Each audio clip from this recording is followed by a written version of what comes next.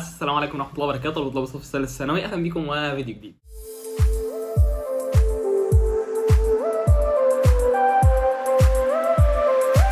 قبل ما نبدا الفيديو انزل اعمل لايك وسيب رايك في كومنت، ويلا بينا نبدا الفيديو. انا عايز اسالك بس ايه رايك في العربي؟ اصل الماده دي اغلب الطلبه بيركنوها من اول السنه، وكمان يا سلام لما يخلوا القراءه والنصوص بيبقوا متحررين. الطلبه يقولوا في بدايه السنه يا عم ده العربي سهل خالص ويتلم بسرعه، وده حتى القراءه والنصوص ما بقيناش نذاكر الحاجات المقرره في الكتاب وبقينا ناخدهم متحررين، هيركنوه بقى وما يذاكروش، وييجوا يفتحوا الماده في شهر 2 ولا 3 ويلاقوا العربي بيدحرج المثال. المهم انا مش جاي الومك لو كنت عملت كده، لان انا شخصيا والله وقتها عملت كده، ولكن دلوقتي احنا عاوزين نلم العربي، فيلا بينا نشوف هنلم العربي ازاي. اول حاجه لازم نقسم فروع العربي ونحطهم قدامنا كده. امسك ورقه وقلم وابدا اكتب فروع العربي كلها قدامك. احنا عندنا في العربي 7 فروع: القراءه والنصوص والادب والنحو والبلاغه والقصه والتعبير. تعال نبدا اول حاجه بفرع البلاغه، عشان البلاغه سهله وتتلم بسرعه خالص، يعني ممكن تلمها في يوم، كمان لو شديت شويه ممكن تخلصها في نص يوم ويمكن اقل كمان. في الفيديو اللي عملته العربي في اول السنه خالص بعنوان ازاي نبدا عربي صح، انا قلت انه في اخر كام شهر في ثانويه عامه مستر محمد صفوت بينزل فيديو في حدود من 4 أو 5 أو 6 ساعات بيشرح فيها البلاغه بشكل كامل، وحاليا مستر محمد صفوت نزل الفيديو فعلا، وهو الفيديو اللي ظاهر قدامك على الشاشه دلوقتي، وهسيب لك اللينك بتاعه في اول كومنت عشان ما تتعبش نفسك وتروح تدور بقى. انا عارفك ان انت خلاص بقى على الامتحانات وقت قليل خالص ومش عايز تضيع ولا دقيقه، لو ما كنتش ذاكرت بلاغه خالص من اول السنه، فبجد الفيديو ده هيلم لك كل حاجه ومش هتكون محتاج اي حاجه من البلاغه بعد الفيديو ده. وعلى فكره مستر محمد صفوت ده المستر اللي انا ذاكرت معاه عربي، علشان كده هتلاقيني برشحه لكم كتير، والفيديو اللي نزله للبلاغه وقتها كان مجمع زي ده انا ذاكرته، وعلشان كده انا جاي اقول لك ان الفيديو ده بيكون فيه كل حاجه ومش بتحتاج حاجه تاني من البلاغه بعد كده تعال ندخل على الادب والنصوص مع بعض. احنا عندنا 9 دروس في الادب، ودول برضو مستر محمد صفوت شارحهم في السلسله دي، هسيب لك اللينك بتاع السلسله دي في اول كومنت برضو. كل مدرسه شارحها في فيديو بتاع نص ساعه تقريبا، لو كل يوم خدنا مدرسه مع النص بتاعها فاحنا كده هنخلص الادب والنصوص في 9 ايام. وخد بالك انت مش بس هتذاكر دول في اليوم كله، يعني انا بقول لك فيديو الادب نص ساعه لكل مدرسه، والنصوص كذلك على فكره برضو كل النص هتلاقيه مستر محمد صفوت شرحه، دور عليه تلاقيه عادي جدا موجود. يلا بينا ناخد الفرع الخفيف اللي بعده وهو التعبير. طبعا كلنا عارفين ان التعبير بيجي بطريقه مختلفه وجديده خالص في الامتحان، علشان كده انا جايب لك الفيديو ال4 ساعات المشروح فيه التعبير كله لمستر رضا الفاروق، مش هتحتاج بعده ولا كلمه ثانيه في التعبير. ولكن لو التعبير هينزل مقالي عندكم في الامتحان تتابع مع مستر رضا الفيديوهات الجديده اللي هتنزل عن التعبير، لانه بصراحه المستر ده هو احسن مستر ذاكرت معاه التعبير، مفيش حد شارح التعبير ولا ممها زيه. كده نكون خلصنا من 4 فروع كاملين، ويلا بينا على اللي بعده. الفرع اللي بعده هو فرع خفيف برضه وهو القصه. بصوا انا القصه دي ما ذاكرتهاش غير مره واحده بس، هو مره واحده بس قريت فيها القصه كامله اللي هم ال 22 فصل ودخلت بيهم الامتحان. على كده كنت بشوف فيديو على اليوتيوب شارح القصه كامله ال 22 فصل كلهم مشروعين في فيديو واحد، بتفرج كده على اول 3 دقائق اول دقيقتين على حسب كل فصل في الفيديو مشروح في وقت قد ايه، وبعد كده اروح اقرا الفصل ده من الكتاب، وده الفيديو اللي انا كنت بسمعه في القصه. هسيب لك اللينك بتاعه في اول كومنت برضه. طبعا لو حابب تسمع حد يكون شارح كل فصل لوحده في فيديو منفصل ويكون مركز على التفاصيل بشكل اكبر، في ناس كتير شارحه كل فصل في فيديو لوحده، زي مستر محمد صلاح من قناه بسطتها لك، وهو شارحها برضه بطريقه جميله جدا على فكره، وده اول فيديو في القصه لمستر محمد صلاح. اعمل سيرش عن عنوان الفيديو ده وهيطلع لك على طول، بعد كده ابدا دور بقى على الحلقات اللي بعدها لكل فصل. الفرع اللي بعد كده وهو